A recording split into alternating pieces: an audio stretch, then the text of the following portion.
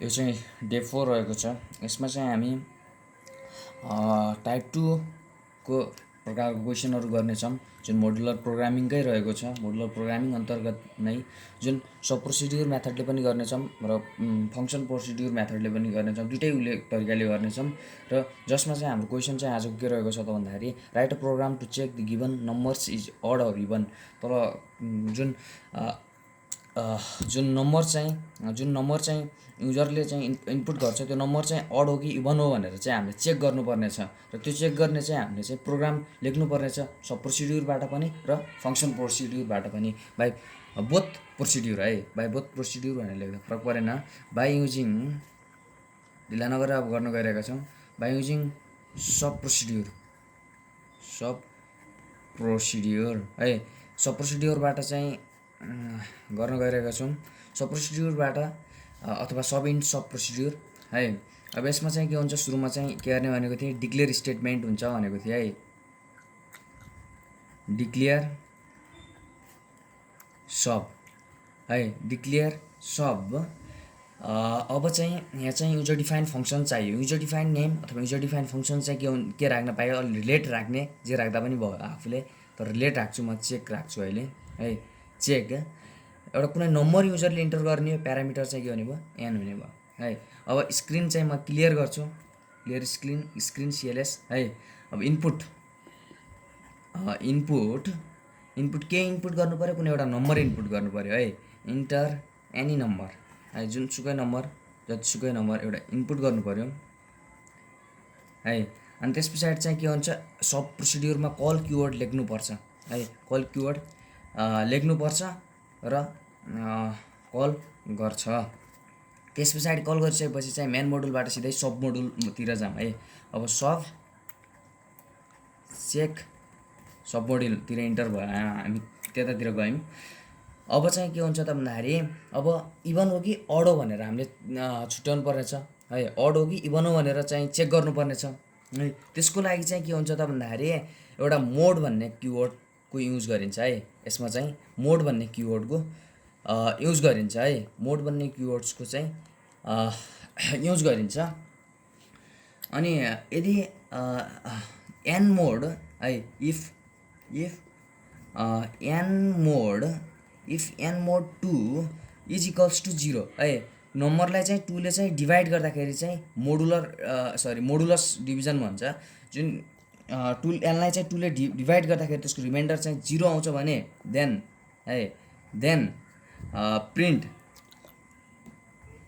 Print the number is, मिलाएर लेखौँ है, the number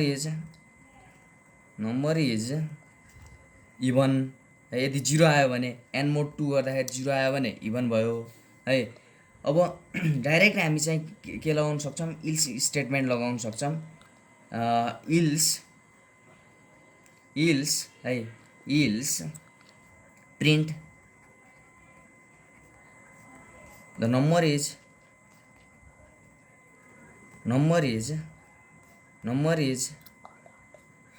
ills the number is odd है, अड। अनि त्यस पछाडि चाहिँ else the number is else print the number is odd. अब त्यस पछाडि चाहिँ हामी इन्डिफ गर्छौँ है। त्यस पछाडि चाहिँ इन्डिफ गर्नु पऱ्यो र त्यस पछाडि चाहिँ अर्को के गर्नु पऱ्यो। अब यहाँ इन्डिफ गरिसकेपछि, यहाँ प्रिन्ट गरिसकेपछि माथि चाहिँ के हुने भयो त भन्दाखेरि इन्ड हुने भयो है। अनि तल चाहिँ के हुने भयो, इन्डिफ भयो। अनि त्यस पछाडि चाहिँ इन्ड हुने भयो, इन्ड सब हुने भयो है, इन्ड सब हुने भयो। र अथवा डाइरेक्ट चाहिँ यहाँ हामी चाहिँ के गर्न सक्छौँ त भन्दाखेरि डाइरेक्ट चाहिँ हामी यहाँनिर चाहिँ के गर्न सक्यौँ त भन्दाखेरि डाइरेक्ट प्रिन्ट है, प्रिन्ट इभन अझ बेटर हुन्छ। यस्तै लेख्दाखेरि पनि फरक परेन। अनि यहाँनिर चाहिँ हामी के गरेर लेख्न सक्यौँ त भन्दाखेरि प्रिन्ट अड भनेर लेख्ने है। यस्तै लेख्दा पनि फरक परेन, और भनेर लेखौँ, और है।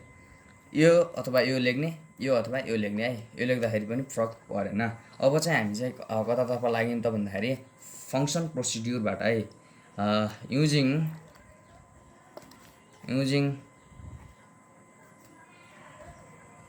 function procedure अब फङ्सनमा चाहिँ फङ्सन इन फङ्सन अथवा अब त्यही हो डिक्लेयर गर्ने सुरुमा डिक्लेयर स्टेटमेन्ट हुन्छ function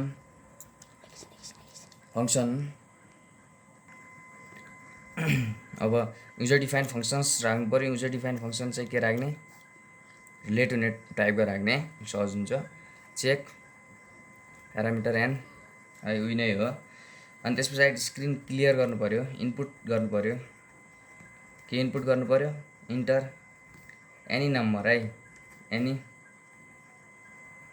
any number input enter any number अनि त्यस पछाडि चाहिँ अब के गर्नु पर्यो त भन्दाखेरि इनपुट गरिसकेपछि चाहिँ अब यसमा चाहिँ कल किवर्ड लेख्न पाइँदैन चेक है चेक एन लेख्छु है म यहाँ स्पेस दिन्छु अब चाहिँ यसमा चाहिँ कुरा के बुझ्नुपर्छ त भन्दाखेरि पहिल्यै बुझ्नुपर्ने हो मैले पहिल्यै भन्नुपर्ने हो अहिले भनेन है मैले पछि एकैचोटि भन्ने छु यसमा चाहिँ सुरुमा पहिलो भिडियो हेर्नु होला म त्यो आई बटनमा राखिदिने छु जुन फङ्सन प्रोसिड्युर र सब प्रोसिड्युरको चाहिँ मैले डिफ्रेन्स बिट्विन चाहिँ मैले बुझाएको थिएँ त्यो चाहिँ माथि आई बटनमा राखिदिने छु र म अहिले बुझाउने छु यहाँ मैले एउटा कुरा मिस्टेक गरेको छु है अहिले त्यसलाई म सुधार्ने छु अब चाहिँ यस पछाडि चाहिँ के हुने भयो त भन्दाखेरि अब यसलाई यसमा चाहिँ कल किवर्ड लेख्ने होइन तर यसले चाहिँ कल चाहिँ गर्छ है कल गर्छ र म चाहिँ अहिले एउटा कुरा चाहिँ मैले यहाँ अहिले लेखेको छैन अहिले पछि गएर लेख्ने छु है पछि बुझाउने अब सब मोडुलतर्फ चाहिँ फङ्सन चेक है चेक यहाँ म स्पेस दिन्छु थोरै अहिले एन अब त्यही हो है if n mod 2 is equals to 0 then है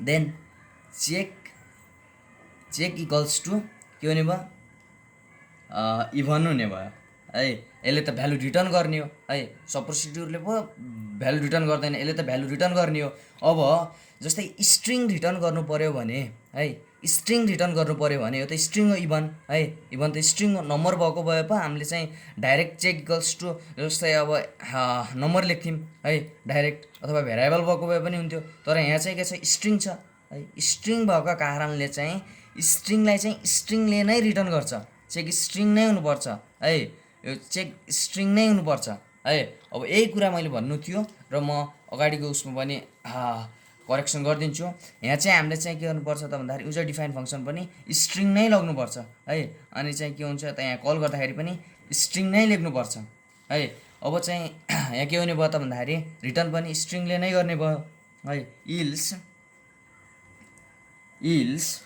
है इल्स अब के हुने भयो चेक स्ट्रिङ बराबर के हुने भयो त भन्दाखेरि अड हुने भयो है मैले चाहिँ फर्स्ट भिडियो छ त्यो जुन मोडुलर प्रोग्रामिङको इन्ट्रोडक्सन त्यस पछाडि त्यहाँ डिफ्रेन्स बिट्विन त्यस पछाडि एडभान्टेजहरू बुझाएको छु त्यहाँ डिफ्रेन्स बिट्विन म भनिसकेको छु उसमा फङ्सनमा चाहिँ स्ट्रिङ युज हुन्छ कन्डिसन अनुसार है स्ट्रिङ रिटर्न गर्नु पऱ्यो भने स्ट्रिङ युज हुने हो है अनि त्यहाँ मैले भनेको छु अब check string equals to odd भयो र अब चाहिँ के हुन्छ त भन्दाखेरि इन्डिफ हुन्छ र इन्डिफ भइसकेपछि चाहिँ इन्डिफ हुन्छ र अब इन्डिफ भयो र अब चाहिँ के हुन्छ इन्ड सब हुन्छ है इन्ड सब होइन इन्ड फङ्सन हो है फङ्सन प्रोसिड्युर गरेर राखेका छन् सरी इन्ड फङ्सन हुन्छ यहाँ इन्ड फङ्सन हुनु भनेको चाहिँ माथि के हुनु हो इन्ड हुनु हो कहाँ अब यहाँ कल भएको थियो नि जहाँ हो त्यहीँ चाहिँ यहाँ चाहिँ के हुनु हो इन्ड हुनु हो र यही नै रहेको छ म चाहिँ सर्टसर्ट देखाउने प्रयास गर्ने छु इभन और अड चाहिँ गिभन नम्बरलाई चाहिँ जुन युजरले चाहिँ इन्टर गरेको नम्बरलाई चाहिँ इभन हो कि अड हो भनेर चेक गर्नुपर्ने थियो हाम्रो आजको प्रोग्राम त्यो चेक गर्ने प्रोग्राम चाहिँ लेख्नुपर्ने थियो डे 4 मा र टाइप 2 को चाहिँ यो क्वेसन रहेको छ टाइप 2 जसमा चाहिँ अब सब प्रोसिड्युरमा चाहिँ के हुन्छ त भन्दाखेरि कल किवर्ड लेखिन्छ है, यसले चाहिँ कल गर्छ तर भ्यालु रिटर्न गर्दैन र यहाँ स्ट्रिङ लेख्नु परेन है, युजर डिफाइन फङ्सनको पछाडि चाहिँ स्ट्रिङ लेख्नु परेन यसमा, किनकि चाहिँ फर्स्टमै भनिसकेको छु किन भन्ने कुरा, र त्यो भिडियो एकचोटि हेर्नु होला, म आई बटनमा राखिदिनेछु माथि। त्यस पछाडि चाहिँ युजिङ फङ्सन प्रोसिड्युरमा चाहिँ यहाँ चाहिँ चेक स्ट्रिङ हुन्छ है, चेक स्ट्रिङ हुन्छ। त्यस पछाडि चाहिँ स्ट्रिङ रिटर्न गर्नु पऱ्यो भने यहाँ चाहिँ स्ट्रिङ लेख्नु नै पर्छ युजर डिफाइन फङ्सन पछाडि, स्ट्रिङले रिटर्न गर्छ भन्ने कुरा छ। अनि अहिले अरू पछाडिको उसमा चाहिँ अब टाइप 2 कै पछाडिको उसमा चाहिँ के हुन्छ त भन्दाखेरि स्ट्रिङ जोड्नुपर्ने हुन्छ, स्ट्रिङ कन्क्याटिनेसन भन्ने हुन्छ है। त्यो कुराहरू म बुझाउँदै जानेछु। होप यु गाइस सबैले बुझ्नुभयो होला होपाइ। यस्तै खाले अरू हार्ड टाइपको क्वेसनहरू छ भने कमेन्टमा लेख्नु होला, म सल्भ गर्ने प्रयास गर्ने नै छु। आई होप सबैले बुझ्नुभयो होला भन्दै आजको भिडियो यति नै रहेको छ। Thank you. र भिडियो कस्तो रह्यो लाइक, कमेन्ट अनि सब्सक्राइब गर्न चाहिँ नभुल्नु होला। धन्यवाद।